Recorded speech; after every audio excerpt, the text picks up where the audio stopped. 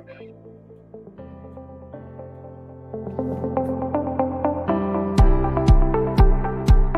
right, so this is a whole new experiment for me.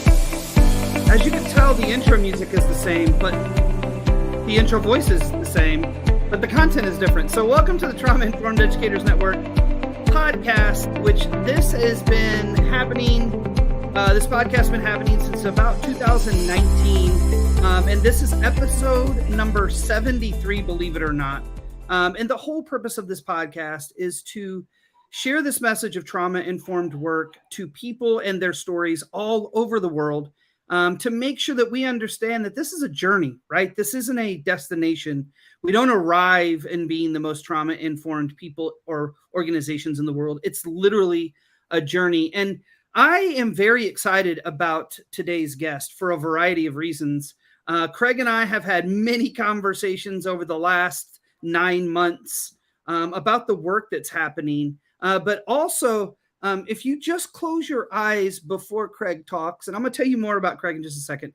If you just close your eyes, he sounds like one of our previous presidents. I'm not going to tell you who that is, but if you're listening live, come join live and then just tell me who you think he sounds like. But anyway, Craig, or Mr. Beswick, as we would call him, has over 20 years of experience in education as an educational program director for a social service agency, a charter school teacher, principal, and assistant superintendent.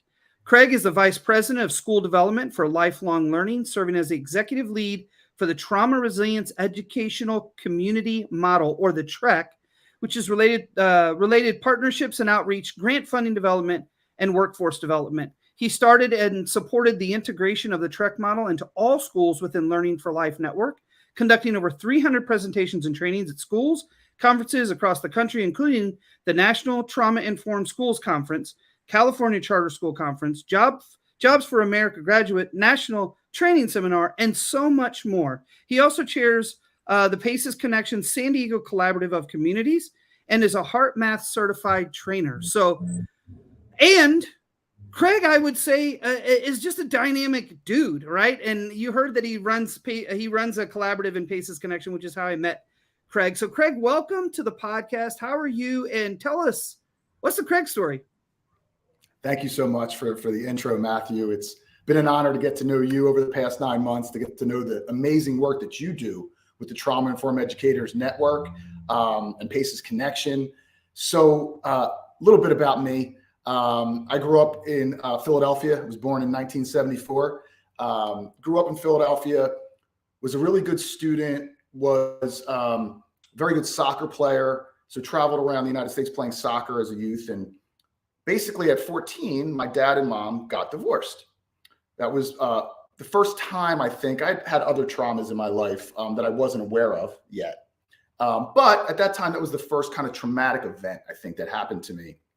And my response to it, right, understanding that trauma is not the event itself, but how we respond to it, my response was to go outside into my neighborhood and try and be like a lot of the other folks in my neighborhood and kind of get involved in some stuff that I should not have been involved in. So got into a lot of trouble as a teenager, was the victim of a decent amount of violence, perpetrator, if I'm being honest, of violence. And I grew up as an adolescent in that world of trying to find out who I was. And I knew that what I had become was not who I was inside of myself, right? I was a sensitive kid. I was somewhat intelligent. And now I'm out there playing around with all these people in the streets that were doing not so nice things. So for me, I got kicked out of a public school in Philadelphia, actually got into one of the better private schools in the country called the Haverford School for Boys. And that was the first foray for me to start to look at what I had become and what did I want to become. And I had some really good mentors back then, really amazing teacher that just said, some people just say things to you and you don't think about it at the time, but it's like this amazing gem that just starts to shine and glisten. And she said, Craig, you'd be a really good teacher. And I was like, yeah, okay, whatever, right? I'll be a great teacher, sure. So I get out of the Harvard School, end up getting a soccer scholarship because of some of those demons, some of those things that I hadn't really addressed from my past. Didn't really do well in regards to school, and actually was removed from a college. And at that point was when I was first introduced into kind of mindfulness, right? I had picked up this book in a bookstore. It was Daniel Reed's History of Chinese Medicine. And I started to read about energy and how we're creating our reality with our thoughts and our words and our actions. And I was just inherently drawn to it. So I started to meditate, started to do things like yoga, actually ended up joining the Army. I was working in a restaurant for a while, practicing meditation, learning more about myself, ended up going into the Army, served as a Patriot missile operator in South Korea, was blessed enough to actually meet my wife in Korea. She was a beautiful Mexican-American woman from San Diego. We fell in love. I was like, where are you from? She said, San Diego.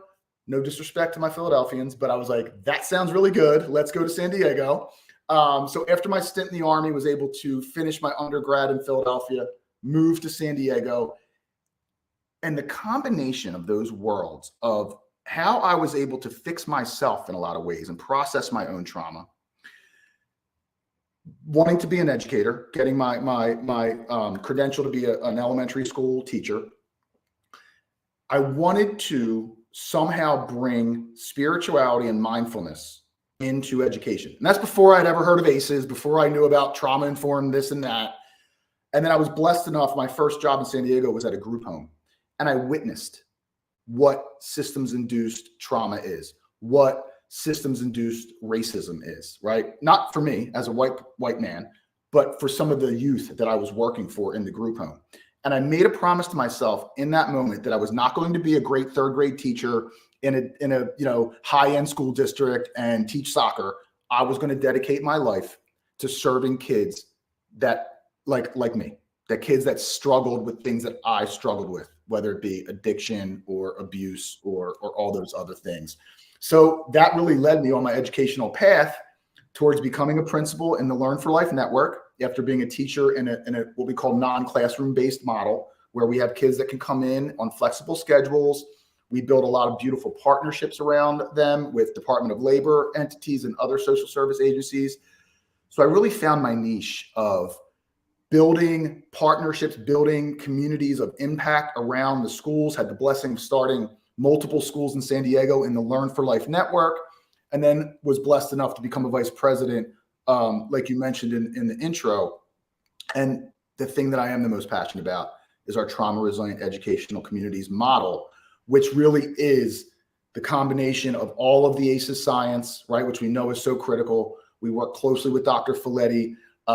We work closely with Paces Connection, obviously, and really to bring resilience to our educational model. And hopefully it doesn't just land in our Learn4Life schools, right? We have 60,000 kids. We have 25 plus schools across the country, but there are entities out there like Paces Connection. There are people like Jim Sporletter in Walla Walla, Washington, right? The forerunners of this movement. So I am just graciously and humbly a part of that movement and want to push it as far as it can go, because I feel like it is truly a key element in transforming our educational system in the United States and in the world. You know, I mean, I always find it interesting that so many of us come into this work having been kids that needed it. And I'm always blown away by that, because it's just the common thread that I see when I'm talking to people. And I didn't know that about you prior to you sharing that now, right? Like, I was suspended. I actually was kicked out of college myself. And like, there's just so many commonalities of like, what we have is structured education isn't working for every kid, right? And then what you talked about is systematic impacts of racism and systematic impacts of oppression really across the whole country is something that once you figure it and learn about it, it's like, oh my goodness, what can we do, right?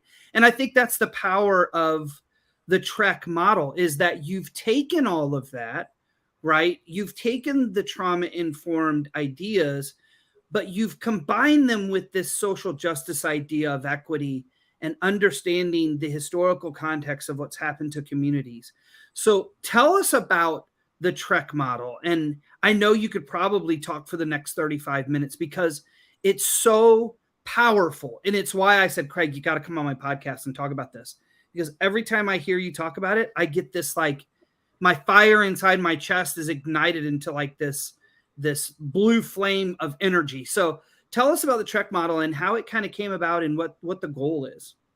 Well, first, let me say that Matthew, every conversation I have with you, you inspire me as well, and I get the same feeling of knowing that this is a movement that is growing, that there are people that are dedicating their professional lives to make sure that kids leave schools resilient, right? So for us, we used to pat ourselves on the back, right? So we have, when you talk about the students we serve, you cannot underestimate the resiliency that our kids bring to us. And we really work with the most at-promise kids you can work with, right? We're talking, our kids come to us reading at a 5th grade level, and this is a high school program. They come to us with a 6th grade math level. They come to us 120 days removed from their prior educational placement. 22% are SPED, special education students. 10% are suffering from homelessness, right? And that doesn't even start to touch what happens when you give them something like the ACEs questionnaire and you start to truly understand the traumas that they've experienced as children that they are now bringing to us. So we used to say through stats, we were 90% successful. We would pat ourselves on the back, right? 90% of our kids, 60% of our kids are going to stick with us. They're going to graduate. 30% of our kids are going to come to us. They're going to get caught up on their credits, and then they're going to return to their traditional school to graduate. Unfortunately, still losing 10% of our kids to the streets. But when we started to track how efficient we were really being, we started to look at things like the National Clearinghouse, which tracks students beyond graduation.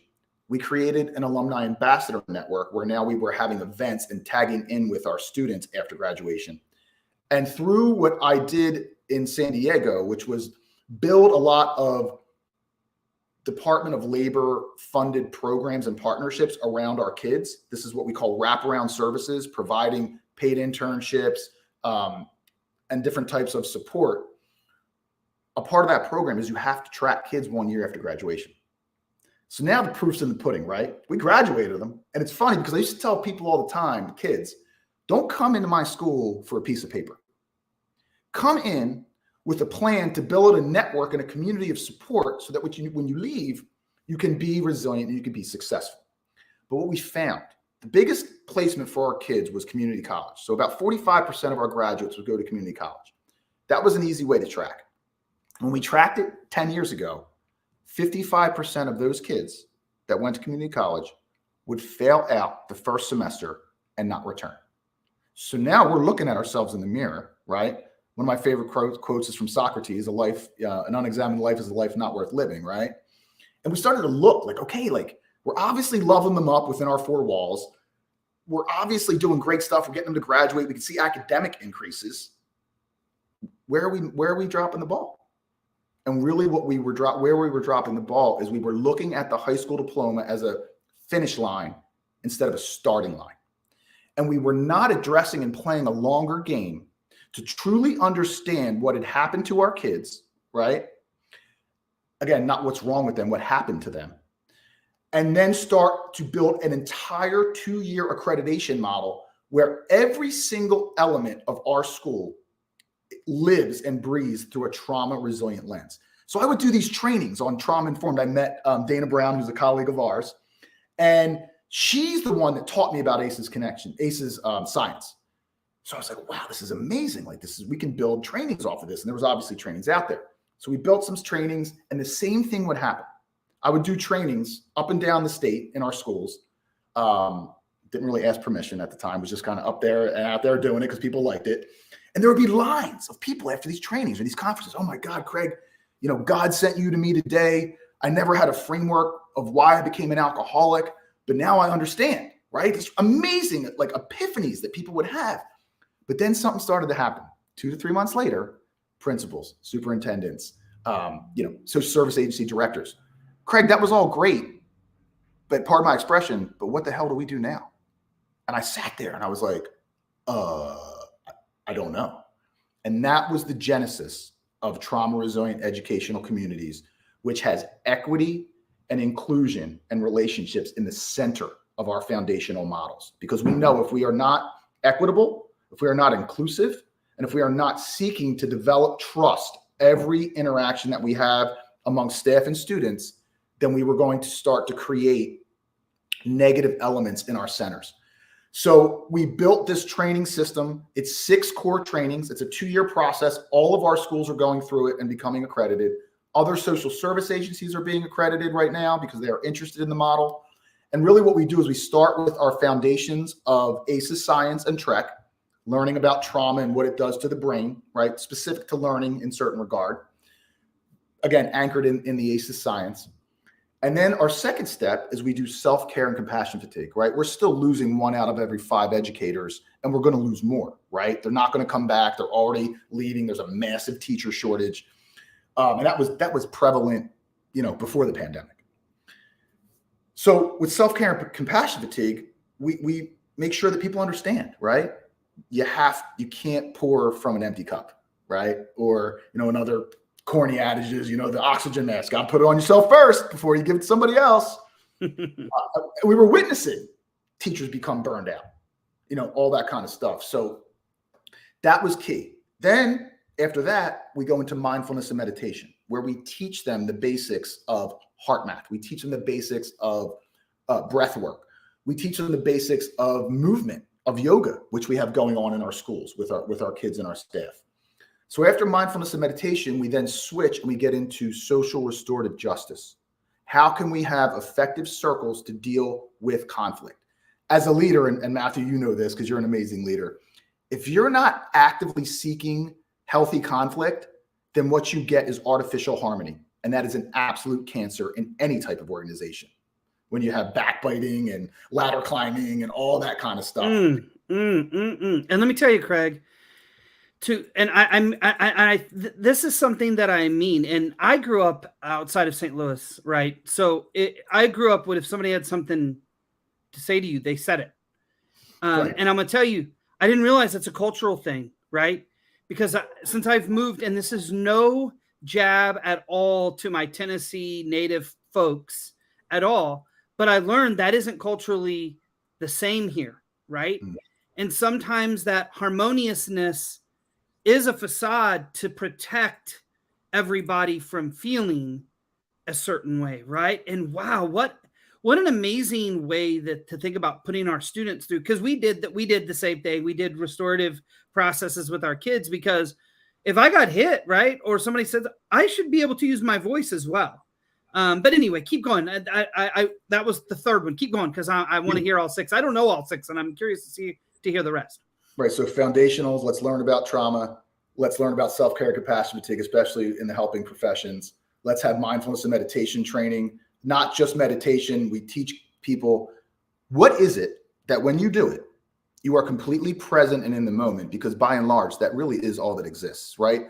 When you are fearful of the future or nervous about the future, if left unchecked, that can manifest as anxiety.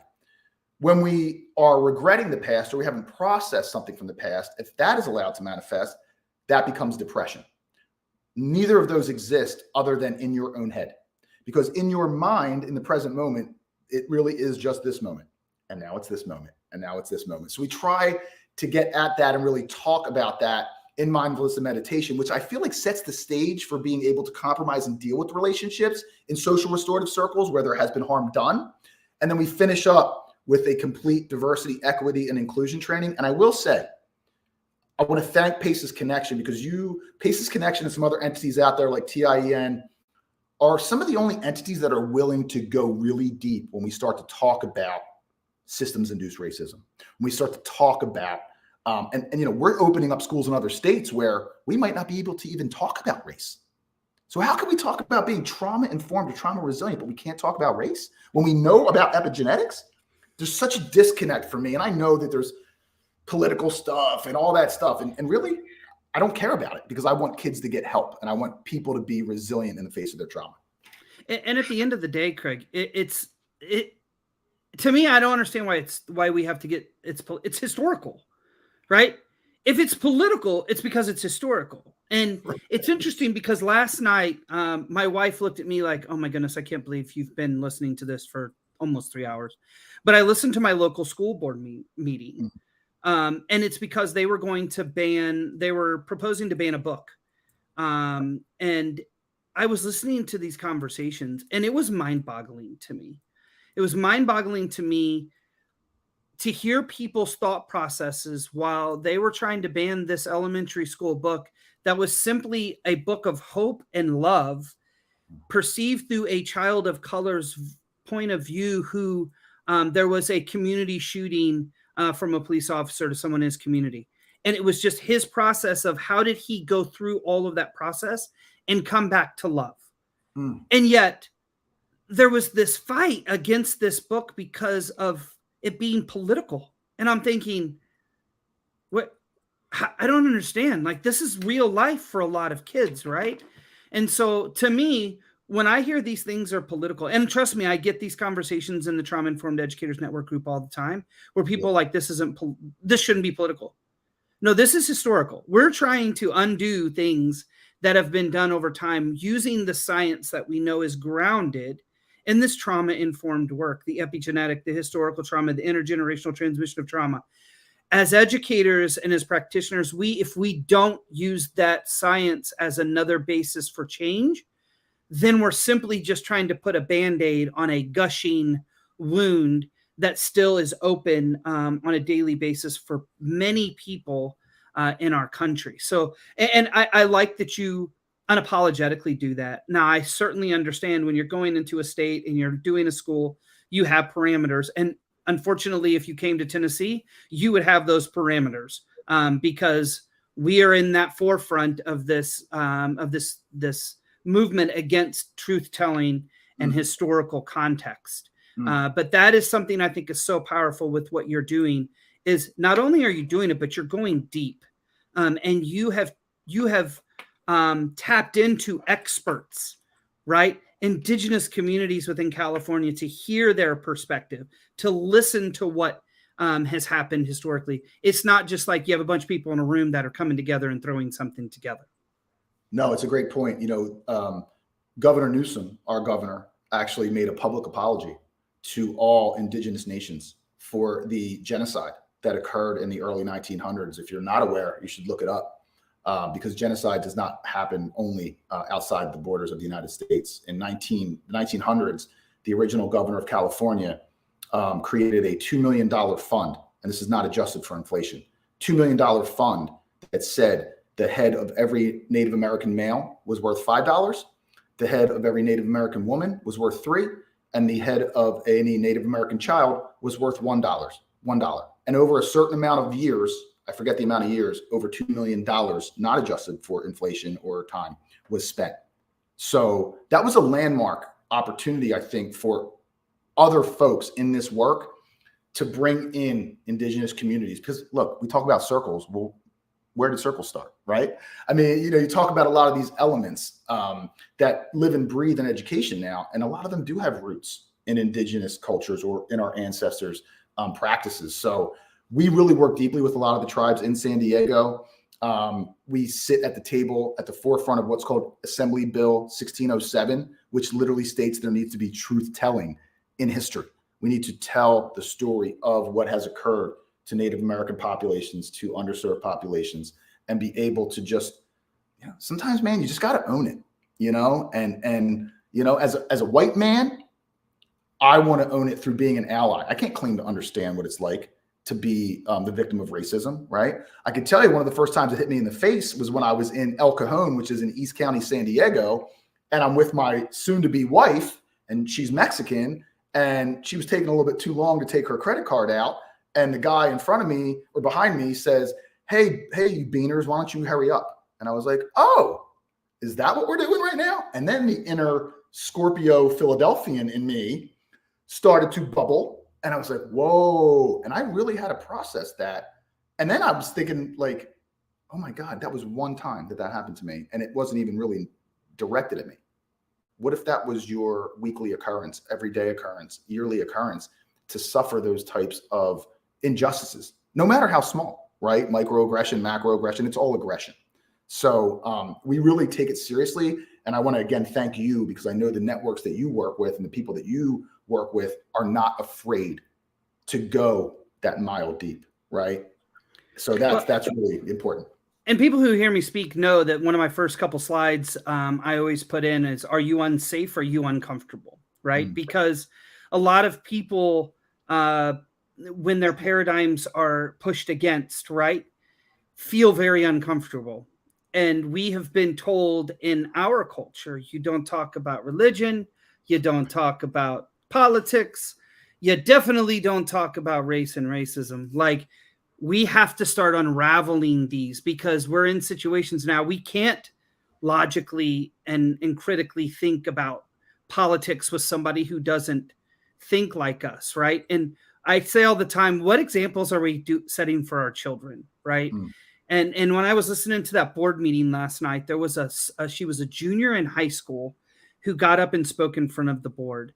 And again, every time I hear our kids speak, it gives me hope, because they speak with confidence, they speak with understanding. And this particular student was from the LGBTQ community, and she spoke from life experience, but she unapologetically spoke on behalf of herself. And I thought, you know, when I was being raised, it was children are to be seen, not heard. And that is such a common thing that we now see is beginning to crumble, because our kids are getting voice. And they need voice, right? And I think when I hear your TREC model, I think that's what I think. I think the empowerment of students coming out of your schools with having understood trauma, having understood self-care, having understood the restorative social justice process, having understood the mindfulness piece and meditation, and all the way down to DEI, and your educators, starting with your educators coming down to your students.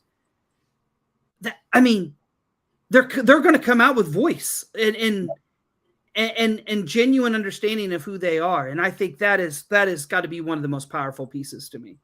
So let me tell you a brief story, but I wanted to mention, the number one rule of Trauma Informed Club for kids is we don't talk about Trauma Informed Club, right? Because there was this whole idea, right? Like, oh, Mr. Student, let me talk to you about why you're traumatized, and let me untrauma you.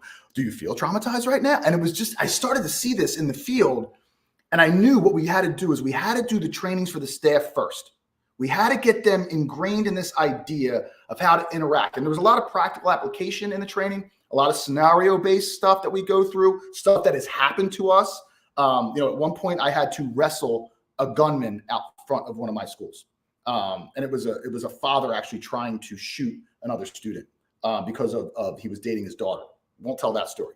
But we had to figure out, how do we make this live and breathe down at the student level? So we started resiliency programs, right? So we have slam poetry, right? Which is the synthesis of literacy and media arts. And we have kids now, when you hear them tell their stories, now they have to learn and recite a classic poem. It counts for English, which is awesome, counts as core credit, which you can understand, right? As far as like the electives counting for core credit, that's a big incentivizer, right? These kids were amazing. We built in mindfulness, we built in heart math into the class. Have two kids that are actually, I didn't know this was a thing. We have kids that are on the United States World Cup slam poetry team. Did not know that was a thing. Wow. But actually out there, right? We have SOURCE. SOURCE stands for Students of United Respect, Consciousness, and Energy. We are literally teaching kids the basics of quantum physics so that they can understand that they are literally holding the paintbrush in their hand, creating the picture and the painting of their life. Yes, things happen to them, right? Book of Job, bad things happen to good people. We know that, right? But can we teach you how to deal with that? Can we teach you how to advocate, to create a support network, to give back? So in this course, kids are aligned with college students that are going through, they're either becoming counselors or therapists.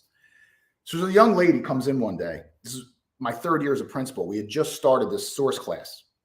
And big part of it is they work with the college kids, And then they create a service learning project. They have to give back, right? And it's around this thing. Name something in your life that has hurt you or somebody you love, and let's present or do something about it, right? So that was the crux of the model. So this young lady, not uncommon in our schools, 21 years of age. We can serve kids up to 24 because of our federally funded partnerships. She had tried suicide twice. She was raped multiple times. Her mother was a prostitute. She was on the track outside of the country. So she's being, filtered around different, Las Vegas and, and Orlando. And she comes in the center and she calls her friend and she says, "Hey friend, I need to borrow your car."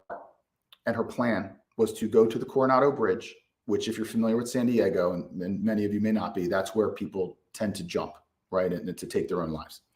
So she had made the decision that she was going to kill herself. She walks through the hallway and she just sees this wonky like student sign. And it was like, "Source, come get elective credit and learn about yourself," or something. And something, I believe in synchronicity in the world, right? Or serendipitous moments. So something about that sign told her to call her friend back and say, "You know what, friend? I'm good. I don't need your car today." Because that class was starting that day, like 2 hours later. She goes into the class. Now, we have counselors that are ready because in those classes, a lot of stuff will come out, right? We did have to call the PERT team, the emergency response team, at one point because she had a little bit of a breakdown in one of the classes. One of the most powerful professional moments of my career, she created a YouTube on suicide awareness. And there was a conference at San Diego State University. It was called These Hands Don't Hurt. So it's this whole conference. You've got heads of prisons, heads of hospitals, kind of like a composite of those that would be in the trauma-informed or trauma-resilient movement, right? Deans of schools and all that kind of stuff. And she gets up and she talks about how this class saved her life. And as you can tell, I still get emotional talking about it. And it was in that moment, before we had the data that said kids in resiliency programs do better than kids that aren't, right? We have good, sound academic data about what this stuff does, right? We have better data now since we started about what it does for kids even after they leave us and how it allows them to be successful. But that one story early on let me know that I was exactly where I needed to be in the universe and that I was going to do everything I could to push things like spirituality. And when I say spirituality, I'm not talking about religion. I'm talking about the belief in something bigger than yourself. And obviously, Matthew, you're familiar with spirituality under the term of, where ACE of Science, kind of denotes it as, and that's kind of what we follow. But I knew in that moment that I was going to spend the rest of my life pushing this envelope to bring these types of resources to kids because, and I'm sure you know it, you're saving lives every day. Well, and that makes me think. I just last week was in Kansas speaking at the ESDAC resiliency conference, and they had before every keynote, they had actually before every whole group, and I was one of the keynotes, but they had actual kids come up and tell their story and the impact of being connected to a program that helped them navigate what happened to them. And let me tell you, Craig, it got me so on fire that I almost just threw my whole matter of fact, I didn't even say 90% of my keynote. And there was a young man, his name was Caden, and Caden shared his story of addiction and being a part of a gang. He actually shared with me afterwards, and he said I could say that he had actually died 3 times of overdoses. Right. And he talked about, this was his first time back in Kansas City since he had been trafficking.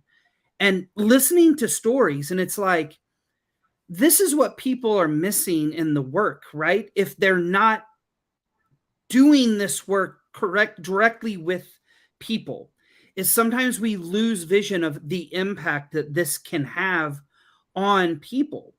And I think as a principal, I got to see that every single day, right? And now that I'm stepped out, I love connecting back. And that's what I told Caden after I said, man, I thank you for sharing that, because that inspired me. That keeps me going when I hear that kids are thriving because again, going to Dr. Hellman, you were on, I think, on the call with Dr. Hellman when he talked to the Cooperative of Communities about, we can even move away from what's happened to you and now start moving to what's right with you. What is right with you? And I think that is so powerful when we're talking about these connective stories, because these kind of things are happening every day. And yes, we have data. Yes, I can share data of my school and the academic successes and the elimination of suspensions and all that stuff. But it's these anecdotal experiences that we keeps the flame just burning hot, because we know the impact one caring adult can have, not saving the children, but letting kids see their own potential and their own worth so deeply they meet their fullest potential. And it can be literally that one opportunity to take a class. It can be that one opportunity to go. We had Be Well in school. We taught mindfulness, movement, and breathing as a powerful strategy. Every kid got to do one class a week. And then we actually had a space that kids self-referred. The adults weren't allowed to tell them no. If they were feeling anything, they could go to Be Well, have adult there, safe adult to help co-regulate, get them back, right? These are life skills. It's not woo-woo. These are actual life skills. I love, there's a quote by a guy. So I have to admit, I am a little bit woo-woo. I am a Reiki therapist, so I do energy work on people. Yeah. Don't judge me for it. But kidding. But what I found is, I think you touched on it with your story. These kids today are so much more open to these kinds of techniques, these kinds of just the idea of even what quantum physics is now telling us, right? So it really is important, I think, to honor it. When I started to see kids not even getting credit fill up meditation rooms at 7:30 in the morning, when I saw kids, we started the process where we would get some of our teachers certified in yoga. They had to have a 200-hour yoga certification, and then boom, they could teach yoga. And we had a yoga for PE. So you could do yoga for physical education credit. And then we had like clubs. Well, because the teachers were teaching the yoga in the morning before kids came to school, we would have more kids just show up just to do yoga with their teacher than we would to get credit. And that's where I was like, whoa, we're going beyond. Because so much of what I used to do in grant and fund development, which is a big part of what I do too, is find money for kids and blah, blah, blah. There was always this like idea that, well, and I probably was a proponent of it before, if I'm being honest, well, we got to attack them extrinsically before we attack them intrinsically. And I don't necessarily think that's true anymore. And I think that the proof is when you meet those kids that are open to these ideas, that are practicing these techniques, that are transforming their lives in a positive way. To me, one story is worth thousands of sets of data. Now, obviously, I'm in a school system where the data's got to prove itself in order to continue programs and get grants and blah, blah, blah, blah, blah. But to see kids transform, to see kids come back and say, the young lady I mentioned is now an actual therapist, helping out people that used to be like her, right? One of our taglines used to be, Learn for Life, change your story, right? So I would push back on that and say to my teachers, you will never help a student change their story unless you first are, number one, vulnerable and humble enough to share some of your own, right? When we talk about the etymology of the word community, to have something in common, right? Because Matthew, I would have never known that you were kicked out of a school, right? Just like you said that and most of our kids, they look at us like, oh, Principal Portell, he probably grew up with a silver spoon in his mouth. He never went through anything. He's got it easy. He's got this great job and blah, blah, blah. And I would have these kids when I was a principal in my center, and I'd be like, all right, man, well, why don't you sit down for a second and I'll tell you what happened in my life. I did the same thing, Craig. The same thing. And I think we have to humanize. We're human. I used to tell kids all the time, do you know how I learned how to be a principal? Because I was in the principal's office all the time when I was your age. I swear to you. I would tell, and they'd be like, you can, even my own son. Now, I'm going to be honest. I don't think I shared this openly, but I'm going to, because why not? My son, I was explaining something to him, and he said, well, you would know, you've never been to jail. And I said, yes, son, I have. And you talk about the brakes being pushed on. He pushed the brakes on really quickly. And I explained to him, actually, I have. And let me tell you the situation that I made a major mistake and ended up getting in trouble for it. Like, but I don't know if I ever told a kid at school that I went to jail. I'm not going to lie, but I did tell my own child.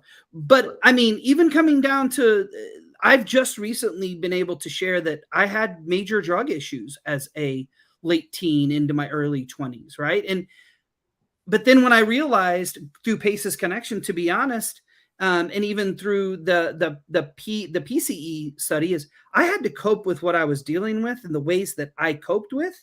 And I don't have shame from that anymore. I used to be very shameful that I had this major drug problems when I was younger. Now I'm like, oh, no.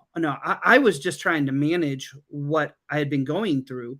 And I don't feel shame for that anymore. But I think you're right. When you're talking about kids are in a different place. And I think that scares a lot of people. Yes. Because kids are more open, they're more accepting, they're more vulnerable, they're willing to use their voice. I teach my own child, you don't listen to everything an adult says because they're an adult. You don't do that. Because there's going to be a lot of adults to tell you a lot of things that just simply aren't true. Mm-hmm. And I think kids are coming with this idea now that I have a voice. I am a person. I can be an individual. And that's scaring a lot of people. Because in the past, kids are to be seen and not heard. And I love this. This is such a disrespectful generation. Yeah. I don't. Yeah.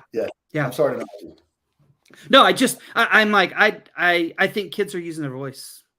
And some of the things that kids are calling out in schools is true. Yep. Like they're being disrespected and they're being yelled at. And they're being belittled. And when they respond, they get in trouble for being disrespectful. And at the end of the day, no, they're just calling out what they know is injustice. And I think it's powerful. It's really hard as an adult, though. I can speak to it from principle. There were times I had to keep my own regulation in the forefront of going, okay, the child is right. I am not in a good, I'm not being respectful. So I'm going to have to step myself back. But that took a lot of work as an adult to be able to get to that place. So, Craig, if people want to know, or if they want to know more about the TREC model, where can they find that information? If they want to dig in, and I don't even know, I think we had a conversation before, and I don't even remember the answer. Is the TREC model going to open up for people outside of your schools to get the certification? And yes. If so, when will that be available, and how will they access it? Yeah, right now we're working with kind of our partners that we've started to develop this stuff with, right? We have other social service agencies that are going through the accreditation model. That will be an offering. We're going to be on UCSD's portal of extended studies. And we have what's called our Trauma Resilient Professional Certificate, which will come with continuing education units that will launch in July next fiscal year. We're building our own content right now. We're currently building our own webpage that will house free content, but that will also house the ability to either take individual trainings. If you just want some really good DEI training, right? You can reach out to us. If you want the whole accreditation model, beautiful. If you just want some of your staff members to get the individual certification in an asynchronous model, then that will be available not just through UCSD's portal, but also through our own webpage, and that will launch in July. Right now, we're just trying to bring people in, right? We're not really charging money right now. We're trying to bring people in. Hey, check our training out. What do you think about this? How can we tweak it? How can we make it better? So if you are interested in learning more about what we do, my email is probably the best way right now, is just to kind of reach out to me. We have a bunch of partner meetings and inviting people to the co-ops that we're going to be starting in California. And my email is just cbeswick. So it's cbeswick@llac.org. And that's the best way to reach me. I want to thank you, man, for allowing me to be a part of this. I want to thank you for coming into my life. I can't wait to see what we are able to do together with the organizations that we represent, because we're past the days of just being trauma informed, right? We can be informed about it. You can be informed about anything. Doesn't mean we have a process to deal with it. And people like you and me, man, and other people in your network are literally creating what that is to be resilient in the face of being traumatized. And I can't wait to see, because I feel like we're on the tip of this tsunami of healing that is about to occur in this country and across the world. And I'm just humbly humbled to be a part of it, man. Thank you so much. Well, and I'll tell you too that there are people that are trying to build a metaphorical wall for the tsunami, but I have a feeling that it's just not going to stop it. It's just not. Again, listening to the school board meeting last night locally, people are trying, but the voice is becoming stronger of equity, and the voice is becoming stronger on truth telling, and the voice is becoming stronger of we have to build our students and our children's ability to navigate hard things, and we can do it. And we know now there's research and there's practices that align to that work. So Craig, thank you so much for being on the podcast. And if you want to follow me, you can follow me on Twitter or Instagram at Principal List. If you want to follow me on Facebook, I recommend following the Trauma Informed Educators Network. I was telling Craig before, and I mentioned on the episode, we had a post that went kind of crazily viral. So there's going to be a lot more people being exposed to this work through the Trauma Informed Educators Network. And of course, if you're not part of the Trauma Informed Educators Network group, join that. We are just on the border of 31,000 people from over 100 different countries in that awesome network. And then lastly, I am looking for partners for the podcast. We are going to start opening up some partnerships on advertisement here to get work that you all are doing out into the world. Again, if you've watched and seen this podcast grow, we're about to hit 150,000 streams all over the world. So it's an opportunity to partner with organizations, with companies, with school districts, whatever it is you do. We want to help get that word out through the podcast. So if you're interested in that, reach out to me on social media if you want. And then, oh yeah, I forgot. I'm actually going to try something new, Craig. So give me just a second. Here we go. I'm going to try it. All right. So part of the Trauma Informed Educators Network. For those of you tuning in live, thank you for your interactions. And for those of you who are listening on the podcast, thank you for continuing to listen. And as always, please go out into the world and do something awesome.